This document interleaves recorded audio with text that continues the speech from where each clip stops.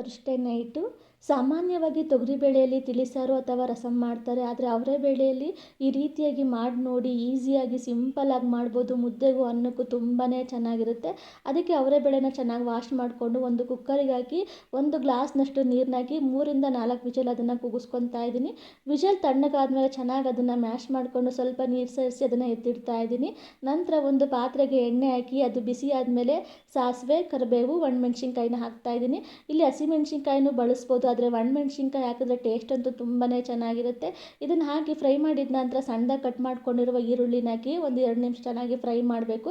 ನಂತರ ಸಣ್ಣದಾಗಿ ಕಟ್ ಮಾಡ್ಕೊಂಡಿರುವಂತಹ ಟೊಮೊಟೊನ ಹಾಕಿ ಸಾಫ್ಟ್ ಆಗೋವರೆಗೂ ಅದನ್ನು ಫ್ರೈ ಮಾಡಿಕೊಂಡು ಕೊತ್ತಂಬರಿ ಸೊಪ್ಪನ್ನು ಹಾಕಿ ಆವಾಗಲೇ ಮ್ಯಾಶ್ ಮಾಡಿಟ್ಟಿರುವಂತಹ ಅವರೆಬೇಳೆ ನೀರನ್ನ ಹಾಕಿ ಅದನ್ನು ಚೆನ್ನಾಗಿ ಮಿಕ್ಸ್ ಮಾಡ್ತಾ ಇದ್ದೀನಿ. ಕನ್ಸಿಸ್ಟೆನ್ಸಿಗೆ ಎಷ್ಟು ಬೇಕೋ ಅಷ್ಟಕ್ಕೆ ನೀರು ಹಾಕ್ಕೊಂಡು, ಅಂದರೆ ತೀರ ಗಟ್ಟಿನೂ ಇಲ್ಲ ತೀರ ನೀರಾಗಿ ಎಲ್ಲ ಆ ರೀತಿ ನೀರು ಹಾಕ್ಕೊಂಡು ಅದಕ್ಕೆ ಕಾಯಿ ತುರಿ ಹಾಗೆ ರುಚಿಗೆ ತಕ್ಕಷ್ಟು ಉಪ್ಪನ್ನು ಹಾಕಿ ಒಂದು 5 ನಿಮಿಷ ಕುದಿಸಿದ್ರೆ ರೆಡಿ ಆಗುತ್ತೆ.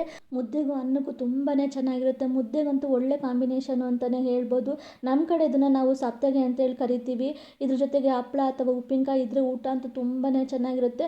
ಮುದ್ದೆ ಊಟ ಮಾಡಲ್ಲ ಅನ್ನೋರು ಈ ರೀತಿಯಾಗಿ ಮಾಡಿಕೊಂಡು ಊಟ ಮಾಡಿ ನೋಡಿ, ರುಚಿ ಅಂತೂ ತುಂಬಾ ಚೆನ್ನಾಗಿರುತ್ತೆ.